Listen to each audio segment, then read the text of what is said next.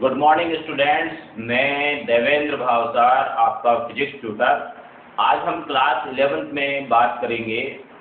हमने अभी तक जो वीडियोस बनाए थे उनके अंदर हमने बात की थी एक्चुअल में डिफरेंशिएशन यानी अवकलन कैसे करते हैं, उसके बाद इंटीग्रेशन आपको सिखाया यानी समाकलन आपको सिखाया। फिर समाकलन में एक डेफिनेट इंटीग्रेशन की इम्पोर्टेंट प्रॉपर्टी थी कैलकुलेशन ऑफ एरिया, उसके बारे में हमने बात की। ठीक है, वो भी मैंने पढ़ा दिया था आपको, उसका बेसिक कंसेप्ट भी पढ़ाया आपको। अब हम आज बात करते हैं अवकलन के अनुप्रयोग के बारे में। ठीक है, फिर उसके बाद हम नेक्स्ट चैप्टर चालू करेंगे। तो अवकलन के अनुप्रयोग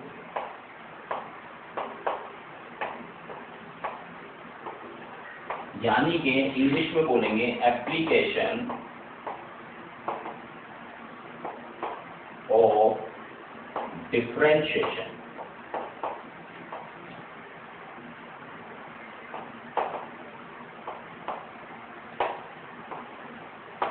एप्लीकेशन ऑफ डिफरेंशिएशन हिंदी में बोलेंगे अवकलन के अनुप्रयोग। देखो, सबसे पहले हम बात करते हैं, पहला उपयोग है अवकलन यानी डिफरेंशिएशन का स्लोप, हिंदी में बोलते हैं झुकाव। ठीक है, इसके बारे में बताता हूं। देखो, सब बच्चे ध्यान से देखेंगे। बात क्या है बच्चों कि स्लोप यानी कि झुकाव क्या होता है, उसके बारे में बात करें। यहाँ पर स्लोप जो है वो दो टाइप से डिफाइन हम करते हैं। पहला टाइप होता है रेखा का झुकाव, इंग्लिश में बोलते हैं स्लोप ऑफ लाइन। ठीक है, दूसरा होता है बच्चों second slope of curve, Hindi में बोलेंगे वक्र का झुकाव। ठीक है, अब ध्यान देंगे आगे। नेक्स्ट हम फर्स्ट पढ़ेंगे स्लोप ऑफ लाइन यानी कि रेखा का झुकाव। ठीक है, फर्स्ट पढ़ रहे हैं हम स्लोप ऑफ लाइन यानी रेखा का झुकाव। देख, हम बात करते हैं यहाँ पर, ये आप अच्छी तरह से जानते हैं कि दो परपेंडिकुलर एक्सिस यानी कि दो लंबवत अक्ष होती हैं, एक्स अक्ष और वाई अक्ष। ठीक है, इनके बारे में आप जानते हैं। अब बच्चों हम नेक्स्ट बात कर रहे हैं, ध्यान से सुने कि मैंने यहाँ पर एक ये रेखा बनाई। ठीक है, यानी एक लाइन ड्रॉ कर, ये लाइन एंटी क्लॉकवाइज, ये एंगल के बारे में हम पहले बता चुके थे। ये जो लाइन है, ये लाइन पॉजिटिव एक्स एक्सिस से, यहाँ पर रेफरेंस पॉजिटिव एक्स एक्सिस है, पॉजिटिव एक्स एक्सिस से एंटी क्लॉकवाइज डायरेक्शन में ACW का मतलब anti clockwise direction, anti clockwise direction का मतलब वामावर्त दिशा, हिंदी में वामावर्त दिशा होते हैं। मैं अगर इस एंगल को मेजर करता हूं यानी इस एंगल को यानी इस कोण को मापता हूं, तो ये कोण जो होता है वो धनात्मक लिया जाता है। ठीक है, अब बच्चों बात क्या है, ध्यान से सुनो। तो यहाँ पर ये जो लाइन है, ये लाइन पॉजिटिव एक्स एक्सिस से जो एंगल बनाती है, जो एंगल बनाएगी, उस एंगल को हम बोलते हैं, उस एंगल का टेंजेंट अगर हम लें, जैसे यहाँ पर इस लाइन ने पॉजिटिव एक्स एक्सिस से थीटा एंगल मेजर किया है, यानी थीटा एंगल बनाया है। तो थीटा एंगल अगर बनाती है, तो अगर हम इस एंगल का, जो कि एक लाइन पॉजिटिव एक्स एक्सिस से बनाती है, उस एंगल का अगर हम टेंजेंट लेते हैं यानी tan लेते हैं, तो उसको m से रिप्रेजेंट करते हैं। जहां पर m क्या चीज होती है, slope of line. Slope of line क्या बोलते हैं इसको, स्लोप ऑफ लाइन हिंदी में बोलेंगे रेखा का झुकाव। क्या बोलते हैं, रेखा का झुकाव। ठीक है, ध्यान से सुनें। और बच्चों, ये जो y अक्ष पर ये जो y अक्ष पर यहाँ से लेके यहाँ तक ये जो इंटरसेक्शन लेंथ है, जो कि इस लाइन में y एक्सिस पर जो ये जो लेंथ एक्चुअल में जो है, यानी ये इंटरसेक्शन लेंथ जो है, यानी हम इसे हिंदी में बोलेंगे कि y अक्ष पर ये जो टुकड़ा कटा है, इस टुकड़े को हम बोलते हैं C। क्या रिप्रेजेंट करते हैं? इसको बोलते हैं C। तो यहाँ पर चूंकि y एक्सिस पर ये जो लाइन है वो यहाँ पर कट कर रही है y एक्सिस को, तो यहाँ पर जो कोऑर्डिनेट होंगे वो नेगेटिव होंगे। जैसे फॉर एग्जांपल मैंने बोला y अक्ष है तो x कोऑर्डिनेट 0 होगा, और मैंने लिखा सपोज करो -3, तो यहाँ पर c की वैल्यू जो होगी वो माइनस में होगी। ठीक है, तो बच्चों यहाँ पर ये जो c है, ये c क्या चीज है इसके बारे में बताता हूँ। इंटरसेक्शन लेंथ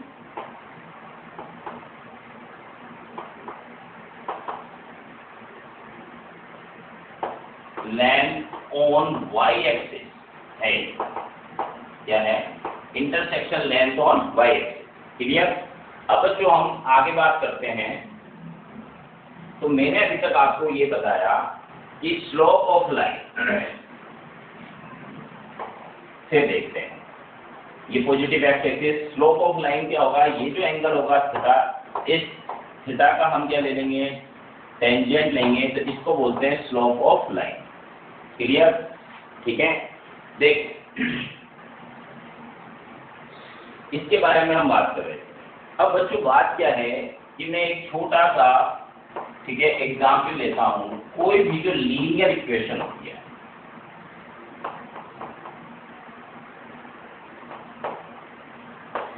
लीनियर इक्वेशंस जो होती हैं हिंदी में बोल देंगे रैखिक समीकरण। क्या बोलते हैं? रैखिक समीकरण। ये जो रैखिक समीकरण होती हैं, ये सभी रैखिक समीकरण एक लाइन, स्ट्रेट लाइन को रिप्रेजेंट करती हैं।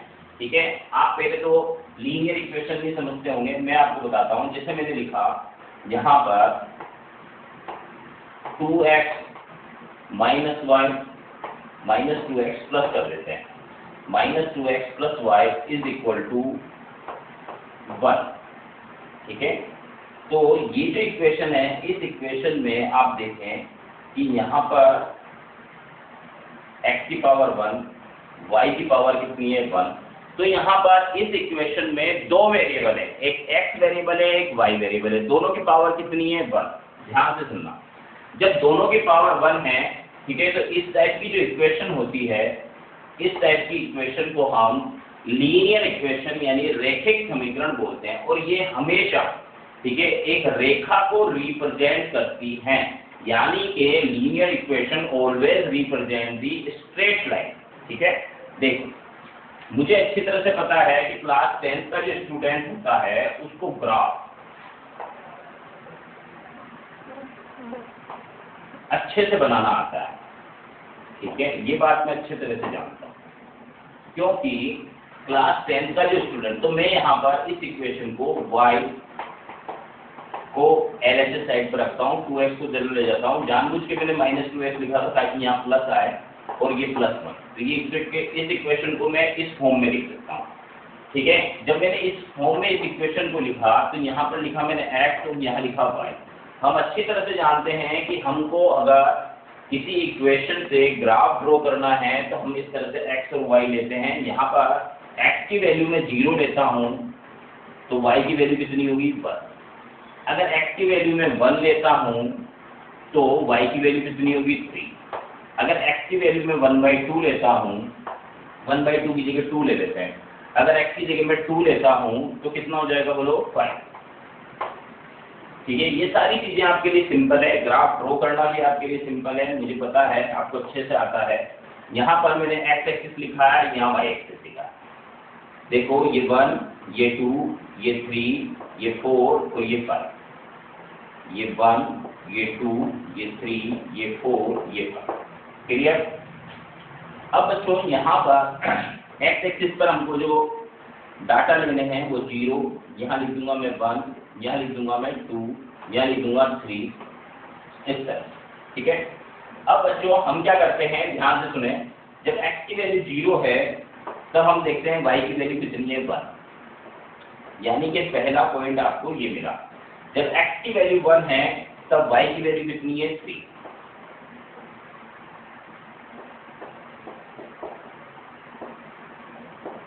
ये जब x की वैल्यू 2 है तब y की वैल्यू कितनी है 5 है।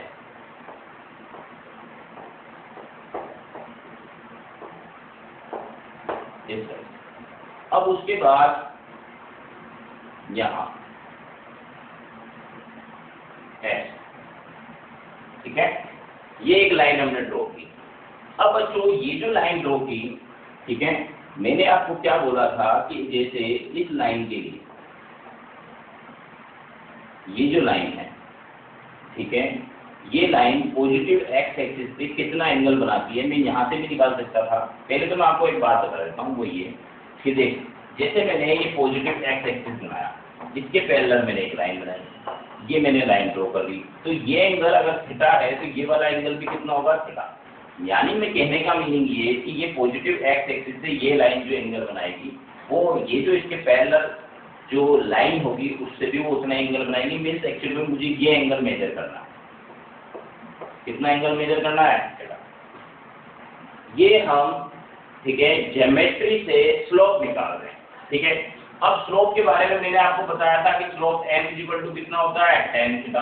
तो m यानी कि tan थीटा की वैल्यू निकालनी है तो आप अच्छे तरह से जानते हैं समकोण त्रिभुज यानी कि राइट एंगल ट्रायंगल में tan theta is equal to होता है परपेंडिकुलर अपॉन बेस यानी कि लंब बटे आधार। तो यहाँ पर ये लंब कितना हुआ बच्चों, यहाँ से लेके यहाँ तक चलेंगे 1। तो देखो ये 1 है, 1 के बाद 2 यानी ये 1, ये 2, ये 3, ये 4, तो कितनी लेंथ 3 4, ठीक है। ये कितना बेस कितना है 2, क्लियर। तो परपेंडिकुलर की वैल्यू 4 यानी लंब की वैल्यू 4 है, आधार की वैल्यू 2 है, बेस की वैल्यू 2 है, तो tan theta is equal to आया आपका 2। Mean slope of line is equal to कितना आया बच्चों 2। ये स्लोप मैंने ज्योमेट्री से आपको निकाल के बताया, ठीक है। अब बच्चों ध्यान से सुनेंगे, जब ये स्लोप मैंने ज्योमेट्री से निकाल के बताया तो कि सर हम पढ़ रहे थे एप्लीकेशन ऑफ डिफरेंशिएशन यानी अवकलन के अनुप्रयोग हम पढ़ रहे हैं, ठीक है। तो देखो यहाँ पर इस ज्योमेट्री वाले सिस्टम को तो हम ऐसे कैसे देते हैं, ज्योमेट्री से मैंने स्लोप निकाला, उसकी वैल्यू कितनी आई 2, ठीक है। ज्योमेट्री मतलब ज्यामिति, ज्यामिति मतलब रेखागणित, रेखागणित से मैंने रेखा का झुकाव निकाला, कितना आया 2, ठीक है। अब बच्चों बात क्या है, आपकी जो इक्वेशन थी वो इक्वेशन है y इक्वल टू 2x + 1, ठीक है। अगर मैं इस इक्वेशन का यानी ये जो समीकरण है इस समीकरण का x के सापेक्ष क्या करता हूँ, अवकलन करता हूँ, तो dy/dx is equal to 2x का डिफरेंशिएशन 1 और 1 का डिफरेंशिएशन 0। तो dy/dx की वैल्यू भी कितनी आई 2। मीन्स ये क्या आया बच्चों, और ये 2 वैल्यू जो थी वो किसकी थी tan theta. tan theta means कितना था m। m क्या चीज होती है, slope of straight line, slope of straight line यानी कि लाइन का स्लोप जो है वो dy/dx रिप्रेजेंट करता है। अगर कोई इक्वेशन है आपके पास, ठीक है, तो देखो यहाँ पर हमने 2 बार की, ज्योमेट्री से मैंने स्लोप निकाला। पहले मैंने आपको स्लोप के बारे में बताया कि रेखा का झुकाव यानी कि स्लोप क्या होता है, फिर मैंने ज्योमेट्री से निकाला। ज्योमेट्री से हमने m equal to tan theta जो इक्वेशन ली थी, जो लीनियर इक्वेशन थी, जो रैखिक समीकरण थी, उससे एक लाइन ड्रॉ करी, लाइन का स्लोप निकाला तो वो कितना आया 2। ये 2 dy/dx की वैल्यू भी किसकी इक्वल आई 2। इसमें ये dy/dx जो होता है वो स्लोप ऑफ स्ट्रेट लाइन को रिप्रेजेंट करता है, यानी कि dy/dx जो है वो रेखा के झुकाव को बताता है। क्लियर। अब हम आगे बढ़ते हैं, नेक्स्ट बात करेंगे। देख, तो इस तरह से मैंने आपको बताया कि यहाँ पर मैथमेटिक्स में, ठीक है, मैथमेटिक्स में y equal to mx plus c, अगर जैसे अभी इससे पहले जो क्वेश्चन थी हमारी वो y इक्वल टू 2x + 1 थी। मैथमेटिक्स में लीनियर इक्वेशन को अगर हम लीनियर यानी कि रैखिक समीकरण को y mx + c की फॉर्म में लिखते हैं। इसकी फॉर्म में लिखते हैं y mx + c की फॉर्म में लिखते हैं। तो देखो ये स्लोप फॉर्म कहलाती है। क्या कहलाती है? Slope form. ठीक है। तो यहाँ पर अगर हम इस स्लोप फॉर्म से इस इक्वेशन जो हमारे अभी जस्ट पहले मैंने ली थी उससे कंपेयर करें तो m की वैल्यू कितनी आई 2 और c की वैल्यू कितनी आई +1। ठीक है। वापस से मैं यहाँ पर वही ग्राफ बना देता हूँ वापस से। तो आपने देखा था कि ये जो लाइन है हमारी, ये जो लाइन थी ये, ठीक है, यहाँ 1 था, यहाँ 2 मान लो, यहाँ 3, यहाँ 4 और यहाँ पर 5।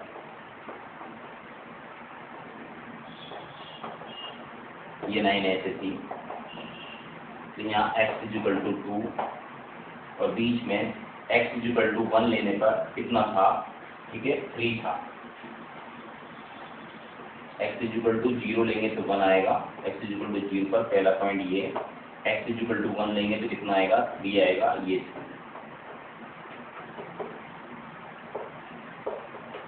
ठीक है।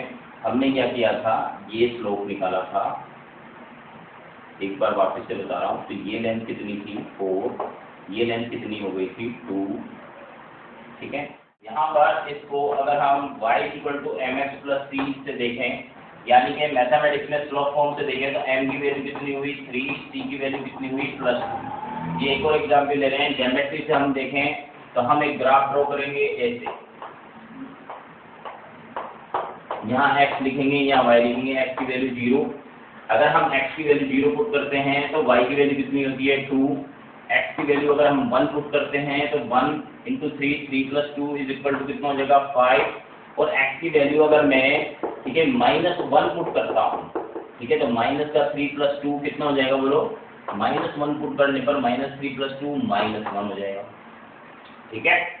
तो इस तरह से अब हम ग्राफ ड्रॉ करते हैं। ये पॉजिटिव एक्स एक्सिस, x = 0 पर y की वैल्यू 2 है, ये 1, ये y की वैल्यू 2।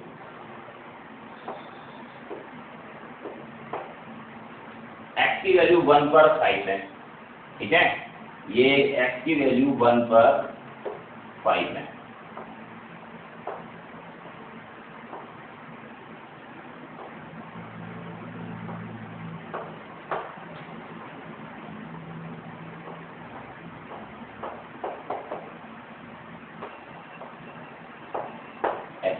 और -1 पर कितनी है?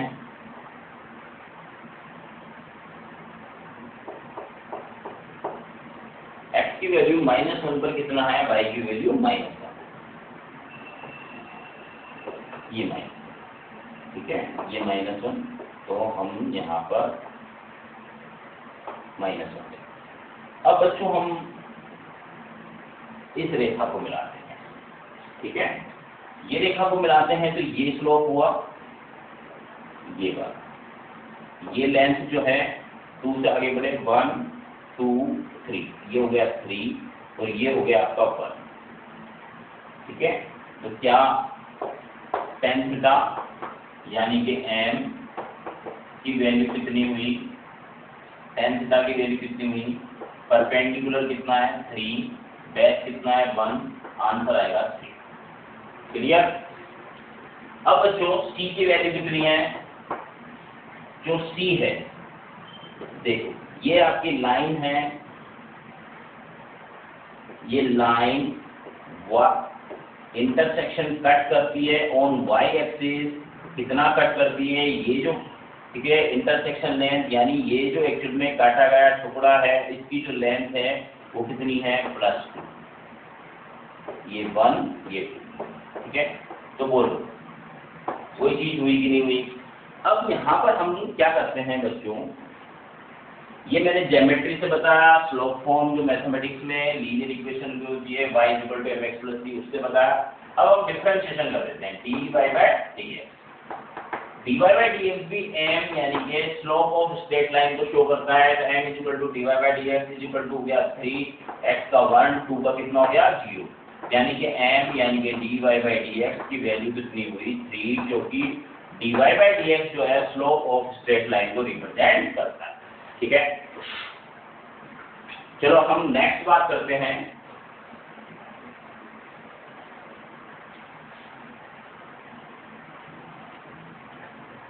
नेक्स्ट देखेंगे हम, सभी बच्चे ध्यान दो, नेक्स्ट देखेंगे और वो क्या है उसको समझे आप बात। तो बच्चों हमने यहाँ पर बात करी स्लोप ऑफ स्ट्रेट लाइन की। इस ज्योमेट्री मेथड मैथमेटिक्स में y = mx + c जो स्लोप फॉर्म होती है उससे मैंने आपको बताया, प्लस एक्चुअल में मैंने dy/dx करके बताया। तो ओवरऑल मैंने अभी तक आपको ये चीज सिखाई है कि अगर रैखिक समीकरण होती है, लीनियर इक्वेशन अगर है, तो आप dy/dx करके स्लोप निकाल सकते हैं।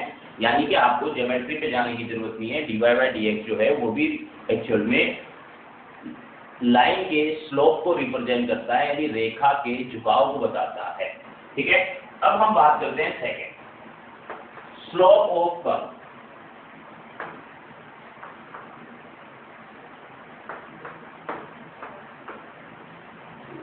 पहले तो हम बात करें कर्व की,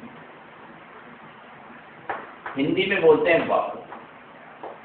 क्या होता है देख, ये एक हमने स्फेयर नहीं सर्किल बनाया,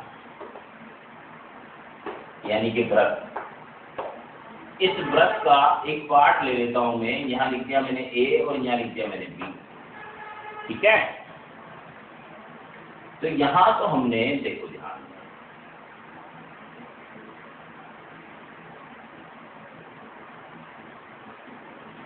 ये जो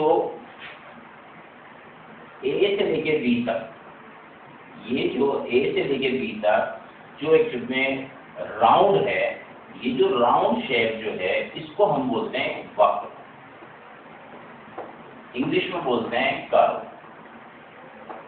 ठीक है, अब बच्चों बात क्या, अगर हम कर्व की डेफिनेशन बोले तो part of the circle of the part of the circumference of the circle is known as curve. यानी कि वृत्त की परिधि का कुछ भाग जो है वो वक्र कहलाता है। ठीक है, अब बच्चों बात क्या है, ध्यान से सुनें, वो ये कि मैंने यहाँ पर वक्र को डिफाइन किया। अब हम आगे बात करते हैं कि यहाँ पर ये पॉजिटिव एक्स एक्सिस है, ये पॉजिटिव वाई एक्सिस है, मैंने यहाँ पर एक वक्र बनाया ऐसे। ठीक है, पहले आपको यहाँ पर ये बताना जरूरी है कि वक्र जो होता है उसकी कर्वनेस जो होती है, यानी उसकी वक्रता जो होती है, वो घूमने को वक्रता बोलते हैं। घूमने को क्या बोलते हैं? ठीक है, अभी थोड़ा मोटा मोटा ही समझ लो आप, घूमने को क्या बोलते हैं? वक्र। तो जो वक्र होता है अगर देखा जाए तो वो वक्र जो है इन्फाइनाइटली सर्किल्स जो होते हैं, अनंत सर्किल जो हैं, उन अनंत सर्किल का सम होता है। ठीक है, क्योंकि देखो यहाँ पर अगर मैं बात करूँ तो देखो यहाँ पर इसकी कर्वनेस ये है, यहाँ पर इसकी कर्वनेस ये है, यहाँ पर ये जो एक्चुअल में घूम रहा है उसके लिए सेंटर, ये जो सर्किल था उसका पार्ट था। चलो ये इतनी ज़्यादा डेप्थ में भी आपको बात नहीं करनी है, करनी भी नहीं चाहिए वैसे तो। ठीक है, मैंने थोड़ा सा आइडिया दे दिया आपको। तो देखो वापस से मैं एक कर्व बना लेता हूँ। अब बच्चों यहाँ कर्व पर एक पॉइंट मैंने पी लिया और एक पॉइंट मैंने क्यू ले लिया। सभी बच्चे ध्यान दें कि ये जो क्यू है, इस क्यू पर मैंने ये टेंजेंट ड्रॉ करी है, ऐसे ही पी पर मैंने टेंजेंट ड्रॉ कर दी। ऐसे एक टेंजेंट मैंने पी पर ड्रॉ करी है। टेंजेंट को हिंदी में बोलते हैं स्पर्श रेखा। एक स्पर्श रेखा मैंने बिंदु क्यू पर बनाई है, एक स्पर्श रेखा मैंने पी पर बनाई है। तो देखो ये जो क्यू पर स्पर्श रेखा है, इसने पॉजिटिव एक्स एक्सिस से सपोज θ1 एंगल बनाया। यहाँ पर पी पर जो स्पर्श रेखा है उसने कितना एंगल बनाया? सपोज θ2। ठीक है, तो बच्चों यहाँ पर बात क्या है कि कर्व के लिए टेंजेंट की अगर हम बात करें तो कर्व के लिए स्लोप की अगर हम बात करें तो कर्व जो होता है उसकी कर्वनेस हर जगह चेंज होती है। कर्व की कर्वनेस हर जगह चेंज होती है, इसलिए एक्चुअल में ठीक है कर्व के लिए ठीक है डिफरेंट पॉइंट पर जो स्लोप होगा ठीक है वो डिफरेंट होता है। हम पढ़ रहे हैं स्लोप ऑफ कर्व यानी कि वक्र का झुकाव। तो यहाँ पर मैंने एक वक्र लिया, इस वक्र पर मैंने एक पॉइंट Q लिया, एक पॉइंट P लिया, ठीक है। मैंने यहाँ पर Q पॉइंट पर एक स्पर्श रेखा यानी कि टेंजेंट बनाई, वो पॉजिटिव एक्स एक्सिस से कितना एंगल बना रही है, θ1। फिर मैंने Q पर भी एक स्पर्श रेखा बनाई, वो कितना एंगल बना रही है, θ2, ठीक है। तो यहाँ पर पॉइंट P पर जो स्लोप होगा वो होगा tan θ2 और Q पर जो स्लोप होगा वो होगा tan θ1। मतलब पहले आप ये चीज समझें, मैं आपको बता रहा था कर्व की डेफिनेशन मैंने आपको बताई। कर्व जो होता है उसकी कर्वनेस हर पॉइंट पर चेंज होती है, इसलिए कर्व का स्लोप हर पॉइंट पर डिफरेंट होगा। अब जो कर्व होता है ठीक है उस कर्व का स्लोप कैसे डिटरमाइन करते हैं उसके बारे में बात कर रहे हैं। तो कोई भी कर्व जो होता है उस कर्व की सपोज करो कि Q पॉइंट पर हमको स्लोप डिटरमाइन यानी कि स्लोप निकालना, इस कर्व का झुकाव हमको बिंदु Q पर निकालना है। तो हम बिंदु Q पर एक टेंजेंट यानी स्पर्श रेखा खींच देंगे। ये स्पर्श रेखा पॉजिटिव एक्स एक्सिस से जितना एंगल मेजर करेगी, जितना एंगल बनाएगी ठीक है वो एंगल ही पॉइंट PQ पर स्लोप होगा यानी कि tan θ1 at the point of Q। यानी कि इस वक्र का बिंदु Q पर जो झुकाव होगा वो झुकाव बिंदु Q पर खींची गई स्पर्श रेखा धनात्मक एक तक से जो कोण बनाएगी उसका टेंजेंट लेने पर हमको मिलेगा। ऐसे ही बिंदु P पर झुकाव यानी कि स्लोप ऑफ ठीक है this curve at point P क्या होगा, जो इस बिंदु P पर एक टेंजेंट ड्रॉ करेंगे, पॉइंट P पर टेंजेंट ड्रॉ करेंगे। ये टेंजेंट पॉजिटिव एक्स एक्सिस से जो एंगल बनाएगी उस एंगल का हम ले लेंगे ठीक है टेंजेंट। तो यहाँ पर पॉइंट P के लिए जो टेंजेंट ड्रॉ कर रखी है उसने एंगल θ2 मेजर किया है और उसने एंगल θ1 मेजर किया है। अगर आपसे मैं ये पूछूं कि बताओ tan θ1 एंगल ज्यादा है कि θ2 एंगल ज्यादा है, तो आप कहेंगे कि θ2 एंगल ज्यादा है θ1 से, ठीक है। मीन्स एक्चुअल में अगर हम इनका tan ले लें तो tan θ2 ग्रेटर देन होगा tan θ1, ये भी 100 मीन्स MQ 2 किसके लिए, P के लिए, sorry MP greater than MQ। Means actual में हम कह सकते हैं कि बिंदु P पर इस वक्र के बिंदु P पर झुकाव बिंदु Q की अपेक्षा ज्यादा है, यानी कि स्लोप ऑफ पॉइंट P ठीक है is greater than slope of point Q। Clear. चलो नेक्स्ट हम आगे बात करते हैं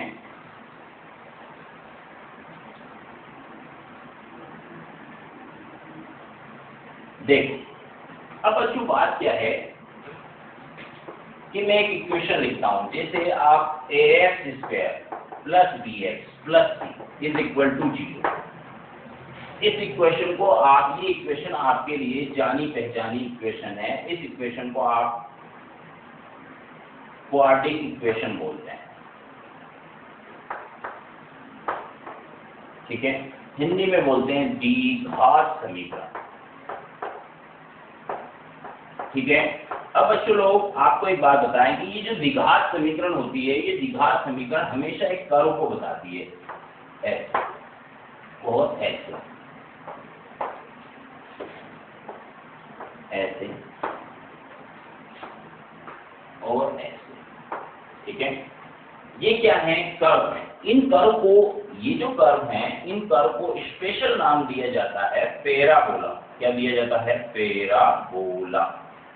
क्या नाम है इन कर्व का, जो यू शेप के जो कर्व हैं, जैसे ये यू है और ये उल्टा यू है, ठीक है, ये भी यू है और ये उल्टा यू है। तो ये जो शेप्स होती हैं, ये शेप्स ऐसे भी हो सकती हैं, ठीक है, ये शेप ऐसे भी हो सकती हैं, ठीक है। तो ये जो शेप्स होती हैं, इन शेप्स का नेम है, यानी इन शेप्स का नाम क्या है, इन शेप्स को बोलते हैं पैराबोला। हिंदी में बोलते हैं परवलय। क्या बोलते हैं, परवलय। तो ये जो द्विघात समीकरण है इसके बारे में x square plus b x plus c is equal to 0, इसके बारे में कुछ बोलना चाहता हूँ। वो ये कि यहाँ पर अगर हम कहें कि वेरिएबल कौन है एक्स, ठीक है, यहाँ पर वेरिएबल कौन है एक्स, अगर आपसे कहा जाए पूछूं मैं कि बताओ इसमें चर राशि कौन सी है, तो आप बोलोगे एक्स। तो चर राशि की अधिकतम घात कितनी लग रही है, मैक्सिमम पावर कितनी है 2, इसलिए ये द्विघात समीकरण है। क्या है, द्विघात समीकरण। द्विघात समीकरण हमेशा किसको रिप्रेजेंट करेगी, कर्व को रिप्रेजेंट करेगी। अब बच्चों यहाँ पर बात क्या है, आगे समझे हम, वो ये कि सपोज मैंने एक इक्वेशन लिखता हूं, मैं ये लिखी मैंने x square plus 2xy plus 7 is equal to 0, ठीक है। तो यहाँ पर देखें आप, यहाँ पर इस इक्वेशन में x भी है और y भी है। तो देखो यहाँ पर ये x की मैक्सिमम पावर कितनी है 2, यहाँ x की पावर कितनी है 1, यहाँ y की पावर कितनी है 1, ठीक है, फिर ये कांस्टेंट है। तो ये वाली इक्वेशन भी एक द्विघात समीकरण है, यानी कि क्वाड्रेटिक इक्वेशन है।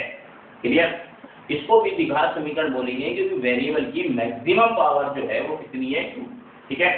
अब बच्चों अपन ज्यादा उससे नहीं आते हैं, आपको इससे पहले हम एक बात बता चुके कि जैसे मैंने ये इक्वेशन लिखी थी x square plus 2xy plus 7 is equal to 0, ठीक है। अगर मैं आपसे कहता हूं कि आप एक्चुअल में, ठीक है, इस इक्वेशन यानी ये जो इक्वेशन है, ये इक्वेशन एक कर्व को रिप्रेजेंट करेगी। किसको रिप्रेजेंट करेगी, कर्व, ठीक है, किसको रिप्रेजेंट करेगी, कर्व। तो ये इक्वेशन जब कर्व को रिप्रेजेंट करेगी तो उस केस के अंदर कर्व के हर पॉइंट पर डिफरेंट पॉइंट पर स्लोप जो होगा डिफरेंट होगा। तो मैं आपको एक पॉइंट देता हूँ P जिसके कोऑर्डिनेट 1,2 है, दूसरा कोऑर्डिनेट है Q जिसके कोऑर्डिनेट 3,4 है। इन दोनों पॉइंट्स पर आपको एक्चुअली में स्लोप डिटरमाइन करना है। क्या करना है, स्लोप डिटरमाइन करना है। तो अब हम क्या करेंगे, मैंने आपको इससे पहले ये चीज शो की कि dy/dx जो होता है, ठीक है, dy/dx जो होता है वो स्लोप को रिप्रेजेंट करता है। तो कर्व, जब हमारे पास कर्व की इक्वेशन होगी यानी क्वाड्रेटिक इक्वेशन होगी, कोई जरूरी नहीं है कि यहाँ वेरिएबल की पावर 2 है, 3 भी हो सकती है। तो इस तरह की जब इक्वेशंस होती हैं तब आप एक्चुअल में स्लोप को कैसे डिटरमाइन करेंगे। जैसे इस क्वेश्चन में P और Q 2 पॉइंट दे दिए, दोनों पॉइंटों पर आपको स्लोप डिटरमाइन करना है, यानी कि स्लोप निकालना है।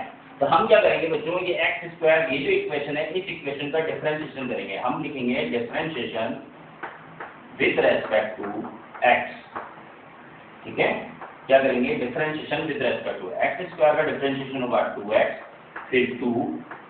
अब यहाँ पर x इंटू वाई दोनों वेरिएबल हैं, तो आपको एक को पुट करना पड़ेगा, यानी एक को रखा हमने, x को रखा, y का डिफरेंशिएशन करेंगे dy/dx, फिर प्लस y को रखेंगे, x का डिफरेंशिएशन 1, 7 का डिफरेंशिएशन 0 इज इक्वल टू कितना हो जाएगा 0, ठीक है। क्या आंसर आया, यस, देखेंगे 2x प्लस यहाँ पर 2 into x dy/dx plus 2 multiply होगा y से 2y इज इक्वल टू 0। आपका टारगेट यहाँ होना चाहिए dy/dx, क्योंकि dy/dx की स्लोप को रिप्रेजेंट करेगा। तो यहाँ पर हम लिखेंगे dy/dx 2x, बाकी सब ये जो 2x है और ये जो प्लस का 2y है उसको उधर भेज देंगे। ये माइनस का 2x हो गया और माइनस का 2y हो गया।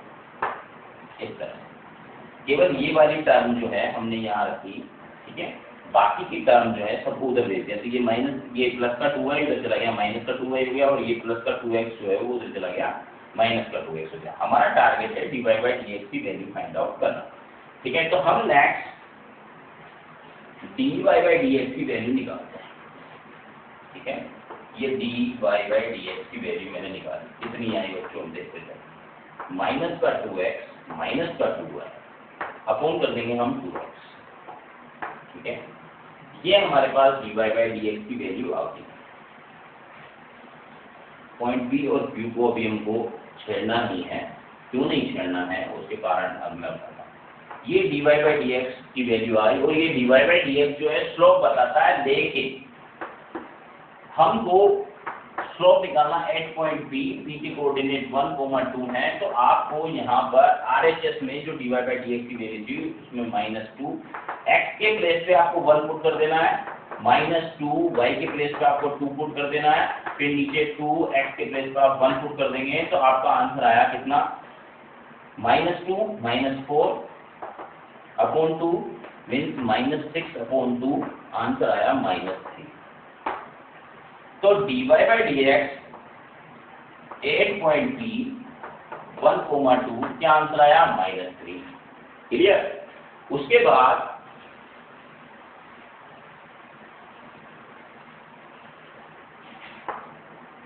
dy by dx 8.2, क्योंकि कोऑर्डिनेट 3,4 है, तो आपको क्या करना है, माइनस का 2x माइनस का 2y अपॉन 2x था, ठीक है।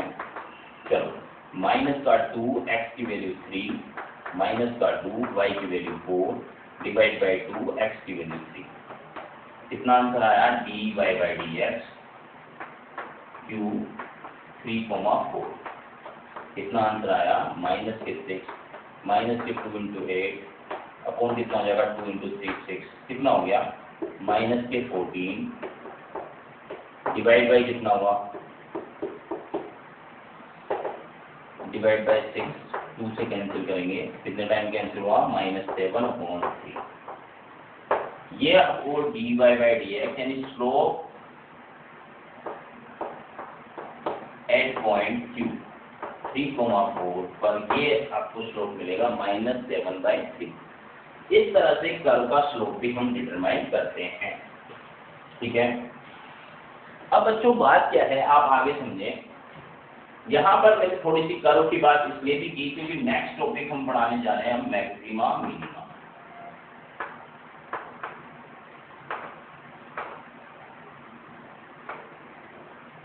नेक्स्ट टॉपिक हम पढ़ाने जा रहे हैं मैक्सिमा मिनिमा। हिंदी में बोलते हैं उच्चिष्ट निम्निष्ट।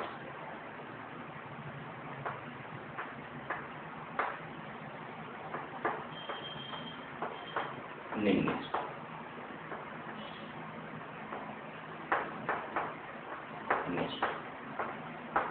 ठीक है।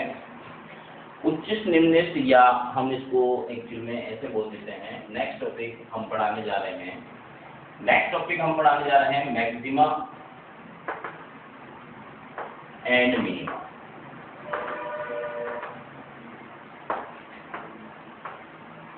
मैक्सिमा का मतलब होता है बच्चों अधिकतम, ठीक है, एंड व न्यूनतम।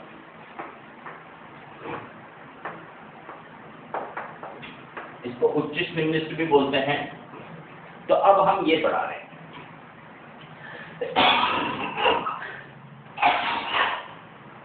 सॉरी, कोल्ड हो गया है।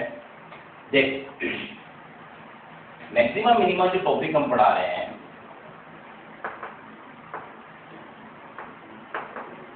उसके बारे में थोड़ा सा बता देता हूं। आज ये वीडियो लंबा हो गया।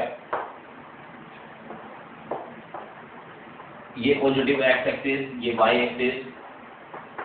बच्चों हमने एक कर्व ड्रॉ किया है ऐसे, ठीक है।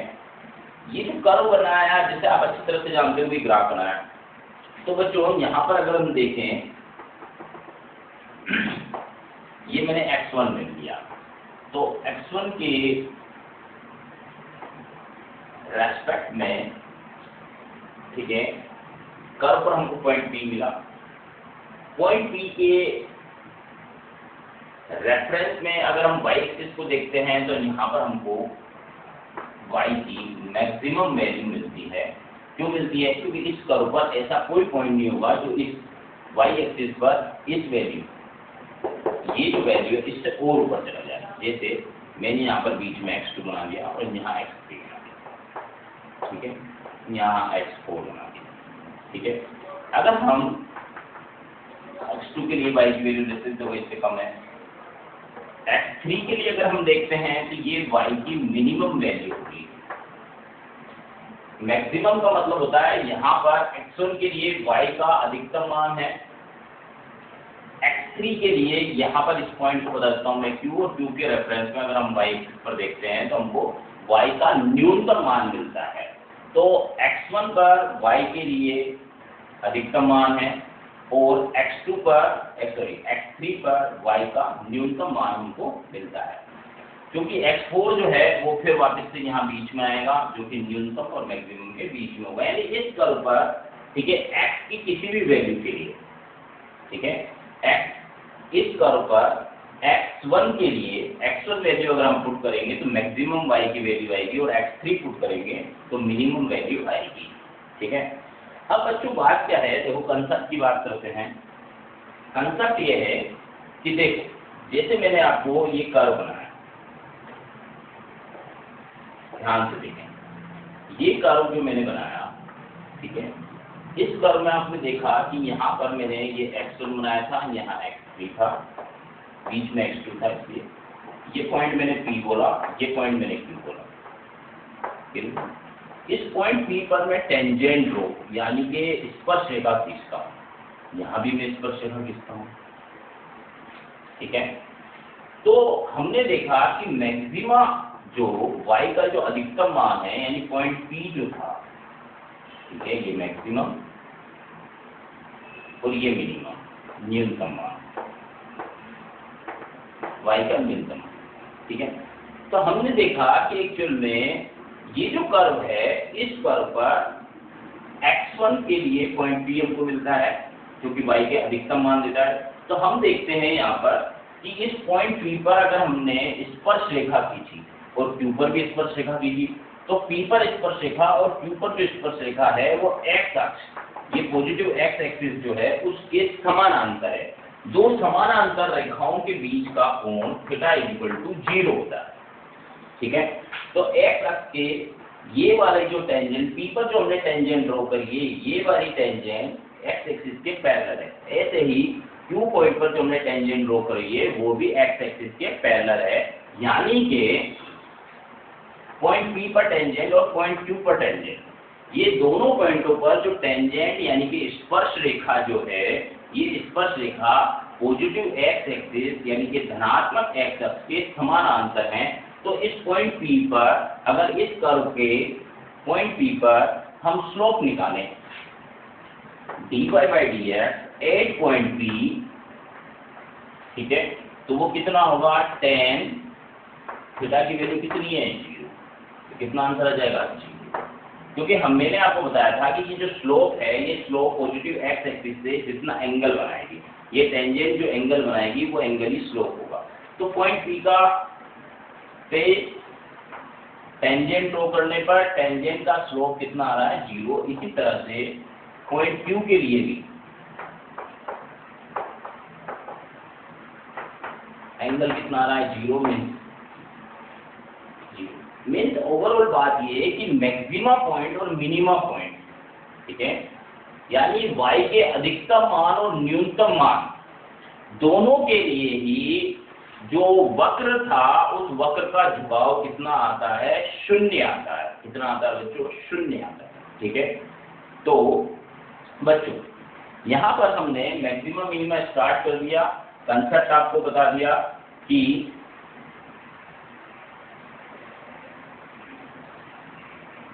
चलो एक छोटा सा एग्जाम्पल ले लेता हूं मैं, बहुत छोटा सा, x =